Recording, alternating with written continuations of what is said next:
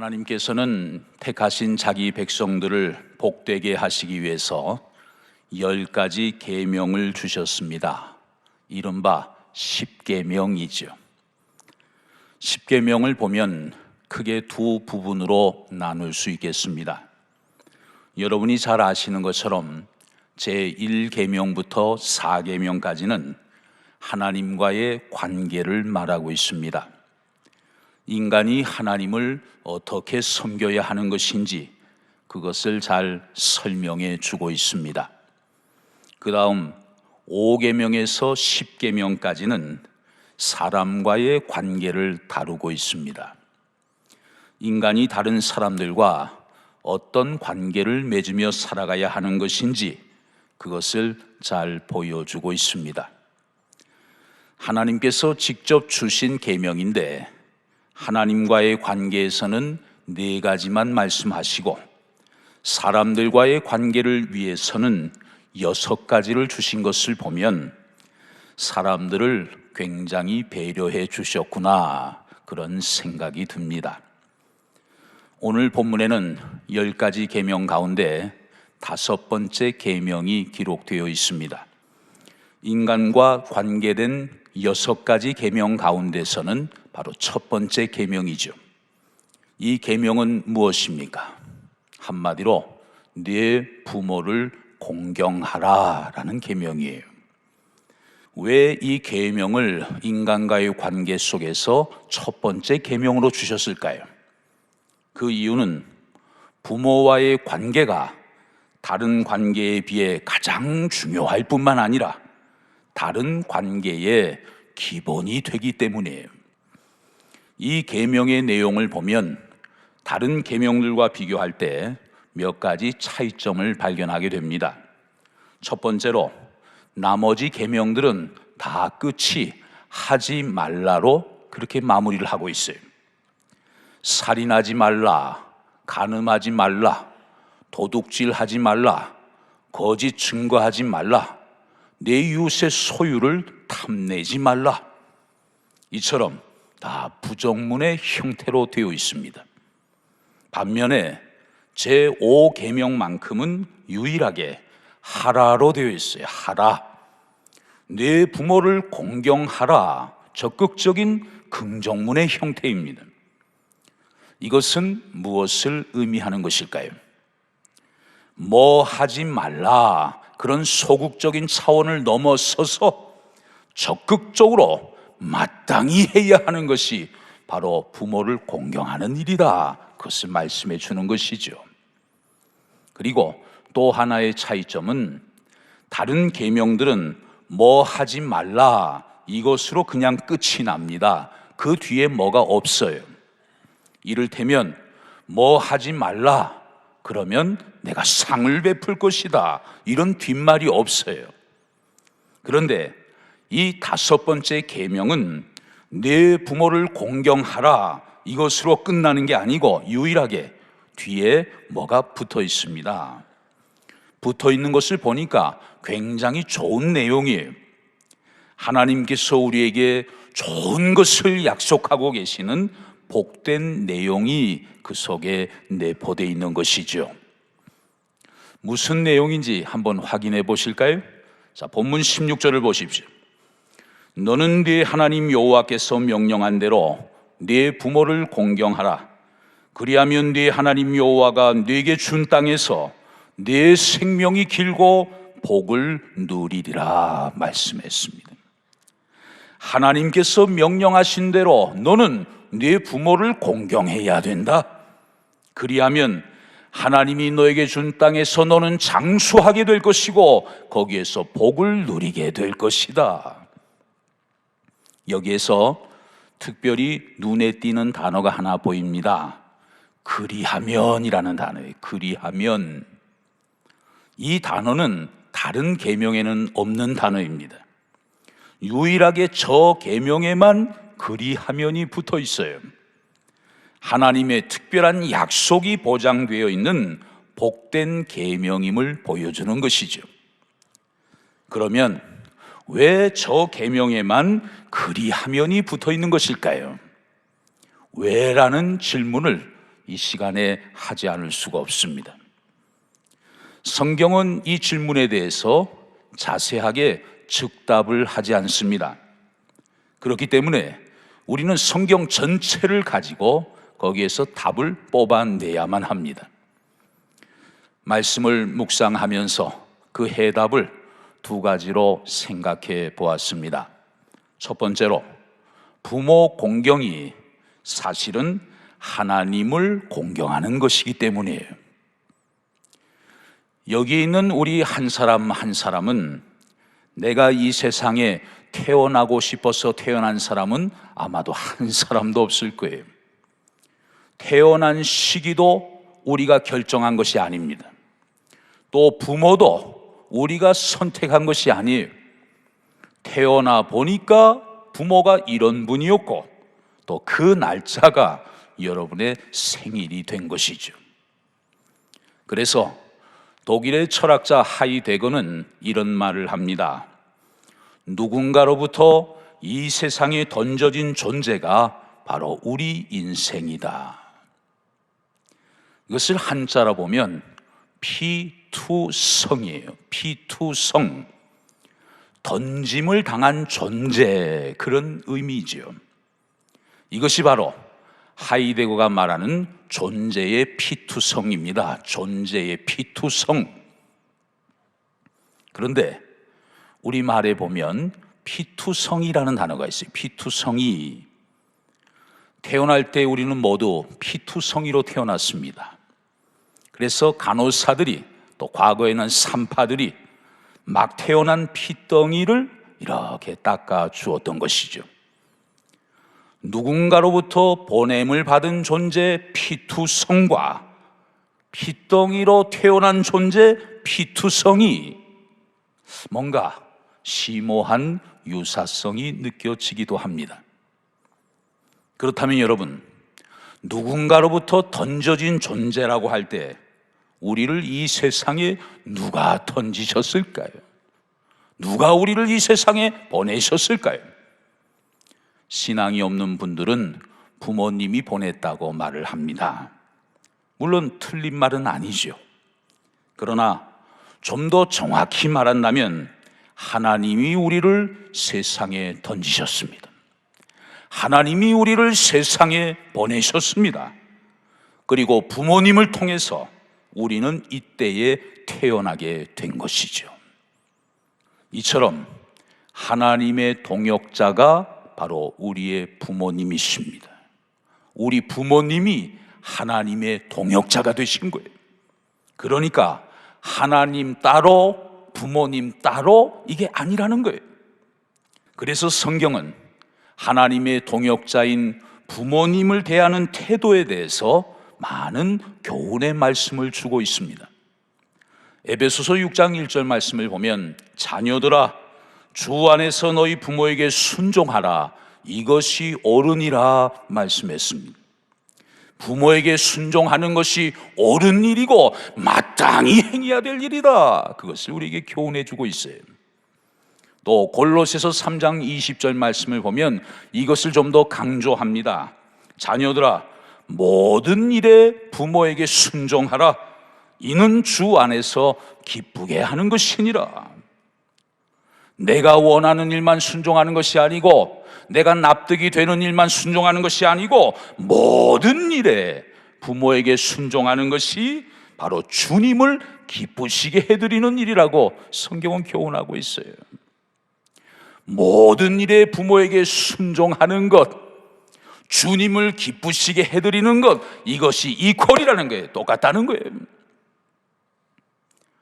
또 디모데전서 5장 4절 말씀을 보면 만일 어떤 과부에게 자녀나 손자들이 있거든 그들로 먼저 자기 집에서 효를 행하여 부모에게 보답하기를 배우게 하라. 이것이 하나님 앞에 받으실 만한 것이니라 말씀했습니다.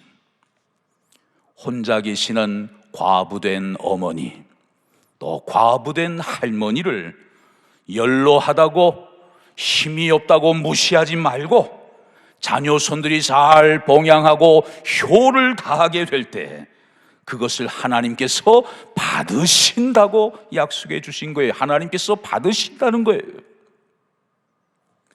성경은 부모님을 하나님과 아주 밀접한 관계로 가르치고 있습니다. 그러므로 우리가 부모님께 순종하고 효도하면 그 자체로서 우리가 하나님을 공경하는 것이 된다는 것입니다. 또 나를 낳아주신 부모님을 우리가 잘 대해드리면 그 부모님을 사용하신 하나님을 자동적으로 우리가 잘 대해드리는 그런 결과가 된다는 거예요. 여러분, 만약 우리가 하나님을 사랑하노라 하면서 하나님께서 사용하신 우리 부모님을 홀대하거나 무시하거나 효도하지 않는다면 그것 자체로 우리는 하나님께 죄를 범하는 일이라는 것을 알아야 합니다. 하나님을 사랑한다고 하면서 부모에게 잘못하고, 아니 하나님을 사랑하느라고 부모 공경을 소홀히 한다면 그건 말도 안 된다는 거예요. 그래서 성경에 보면 이런 비유가 나오지 않습니까? 예수님은 외식적인 바리새인과 서기관들에게 엄히 꾸짖으셨습니다. 마태복음 15장 4절에서 6절 말씀을 보면 하나님이 이르셨으되 네 부모를 공경하라 하시고 또 아버지나 어머니를 비방하는 자는 반드시 죽임을 당하리라 하셨거늘 너희는 이르되 누구든지 아버지에게나 어머니에게 말하기를 내가 드려 유익하게 할 것이 하나님께 드림이 되었다고 하기만 하면 그 부모를 공경할 것이 없다 하여 너희의 전통으로 하나님의 말씀을 폐하는도다. 이게 무슨 뜻일까요? 나 하나님 섬겨야 하기 때문에 부모님 섬길 시간이 없어. 이거 하나님께 드려야 하기 때문에 나 부모님께 드릴 게 없어. 이런 사람은 하나님의 말씀을 폐하는 사람이라고 예수님이 엄히 꾸짖고 계세요. 게다가 여러분, 예수님께서 우리에게 기도를 가르쳐 주실 때 하늘에 계신 누구에게 기도하라고 가르쳐 주셨습니까? 하늘에 계신 우리 아버지. 세상에 종교가 그렇게 많은데 그 종교마다 섬기는 신들이 다 있는데 그 신을 가리켜 아버지라고 가르치는 종교가 기독교 복음 외에 또 있을까? 저는 아직 발견하지 못했어요. 하나님을 아버지로 부르라고 주님은 가르쳐 주셨습니다. 그렇다면 우리에게는 아버지가 두 분이 계신 거예요. 그렇죠? 한 분은 땅에 아버지가 계시고 또 한 분은 하늘에 아버지가 계시는 거예요. 그러니까 내 부모를 공경하라, 이 말씀은 1차적으로는 땅의 부모 공경을 말하는 것이지만 더 깊이 들어가면 눈에 보이는 부모 공경이 곧 눈에 보이지 않는 하늘에 계신 아버지 공경과 서로 연결이 된다는 거예요. 여기에 여러분 중요한 영적인 의미가 있는 것입니다. 저는 기독교 복음을 공부하고 연구하고 생각할 때마다 이 복음은 정말 인간을 잘 이해하고 정말 가장 깊은 곳까지 만지고 있구나, 그런 생각을 많이 하게 됩니다. 그렇기 때문에 네 부모를 공경하라, 이것으로 끝나지 않고 그리하면 그 뒤에 놀라운 보너스가 따라 붙어 있는 것이죠. 한번 따라해 보실까요? 부모를 공경하는 것이 하나님을 공경하는 것입니다. 할렐루야. 두 번째로, 네 부모를 공경하라, 이 계명 뒤에 그리하면이 붙는 또 하나의 이유가 있습니다. 왜 하나님께서는 유독 이 계명 뒤에다가 이런 약속을 붙이셨을까요? 그 이유는 다른 계명들과는 달리 이 5계명은 한시적인 특성을 갖고 있기 때문이에요. 한시적인 특성, 이게 무슨 뜻일까요? 다른 계명들을 보면 살인하지 말라, 도둑질하지 말라, 간음하지 말라, 거짓 증거하지 말라, 내 이웃의 소유를 탐내지 말라, 뭐 이런 것들은 여러분 특정한 때가 정해져 있는 게 아니에요. 우리가 살면서 늘 지켜야 하는 계명들입니다. 윤리적으로, 공중도덕으로 꼭 지켜야 하는 것들이에요. 언제까지? 죽을 때까지, 세상 떠날 때까지 이 계명들은 변함없이 지켜야 하는 것입니다. 그런데 네 부모를 공경하라, 이 계명은 언제까지만 유효할까요? 부모님이 살아계실 때까지만 유효한 계명이에요. 부모님이 살아계실 때 그때 쓸모있는 계명이에요. 부모님이 세상을 떠나시고 더 이상 안 계시고 나면 아무리 지키고 싶어도 지킬 수 없는 계명이 바로 이 5계명이에요. 논어에 나오는 유명한 구절이 생각이 납니다. 수욕정의하나 풍부지하고 자욕양이하나 친부대하느니라. 연세 많으신 분들은 아마도 무슨 의미인지 잘 이해하실 것 같습니다. 그런데 한자 세대가 아닌 젊은 세대들에게는 좀 설명이 필요하겠죠. 수욕정의 풍부지, 나무는 가만히 있고자 하나, 고요하게 있고자 하나 바람이 그치지를 않고, 자욕양이 친부대, 자식은 봉양하고자 하나, 효를 다하고자 하나 부모는 기다려주지 않는다. 우리가 여러분 좀 철이 들게 되면 이런 생각을 하게 되죠. 야, 내가 결혼을 해서 자식을 낳아 보니까 이제야 우리 부모님의 심정을 좀 알 것 같아. 아이고, 이제부터라도 내가 우리 부모님에게 잘해야지, 그렇게 생각하면서 정신을 번쩍 차렸어요. 그런데 부모님이 안 계신 거예요. 부모님이 떠나신 거예요. 부모님이 멀쩡히 옆에 계실 때는 우리가 철이 좀 덜 들어가지고 부모에게서 받은 은혜와 사랑 생각 하나도 안 나고 그냥 섭섭한 것만 자꾸 마음속에서 생각이 나요. 그런데 철이 좀 들어가지고 이제 부모님께 감사하려고 하면 부모님을 뵐 수가 없는 거예요. 부모님이 안 계신 거예요. 이것이 우리 인생의 모순이 아니겠는가, 그런 생각이 들어요. 왜 우리는 좀 일찍 깨닫지 못할까? 왜 지나고 나서 후회를 하게 될까? 이게 여러분 우리의 연약함, 어리석음 아니겠습니까? 효도를 좀 하려고 하는데 부모는 기다려주지 않는 거예요. 다 떠나가시는 거예요. 안 계신 거예요 지금. 그러므로 여러분, 때 늦기 전에, 시간이 더 가기 전에, 기회가 지나가기 전에 이 계명은 우리가 잘 지켜야 하는 계명입니다.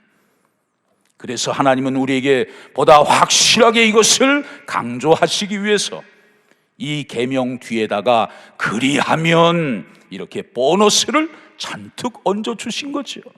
꼭 기억하라고, 그대로 행하라고 말이에요. 그대로 행하라. 최근에 들려오는 소식들을 들어보니까 전에 없던 뉴스들이 종종 들려옵니다. 부모가 자식들에게 요즘에는 재산을 잘 물려주지 않습니다만 그래도 물려주는 부모님들이 계시죠. 그럴 때 계약서를 작성하는 일들이 많이 있다고 해요. 소위 효도계약서예요. 효도계약서. 그 안에 무슨 내용이 들어있는가 한번 봤더니, 내가 이 재산을 너희에게 넘겨주는 대신에 너희는 정기적으로 부모를 만나러 와야 된다. 부모가 큰 병에 걸리게 되면 너희가 병원비를 감당해야 된다. 그리고 기본적인 생활비를 너희들이 맡아야 된다. 매달 정기적으로 용돈도 줘야 된다. 이런 내용들이 그 계약서 안에 들어있어요. 큰 재산을 자식들에게 물려주면서 부모가 자식들에게 이런 정도 요구할 수 있겠죠. 그런데 뭐가 못 믿어서 그런지 서로 간에 계약서를 작성한다는 거예요. 그리고 거기다가 부모가 사인을 하고 자식도 사인을 하고 서로 한 장씩 나눠서 보관을 합니다. 그래서 문제가 생기면 어떻게 하는 거예요? 그것을 가지고 법적으로 법원으로 가게 되는 거죠. 이게 여러분 오늘날의 세태입니다.